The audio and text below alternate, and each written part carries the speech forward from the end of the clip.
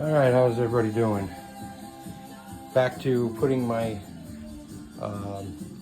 chopper back together. Got the motor in, bolts in, everything's in, except obviously it's not tight until I got to do the inner primary for the open bell primary. Put it on there so everything lines up. Then tighten everything down. Then I'll get to tackling everything else. Swing arm, oil tank will probably be next. Along with obviously the Softail shocks up underneath. But I'll keep posting throughout the process. So until next time, just remember, subscribe, like, follow, share.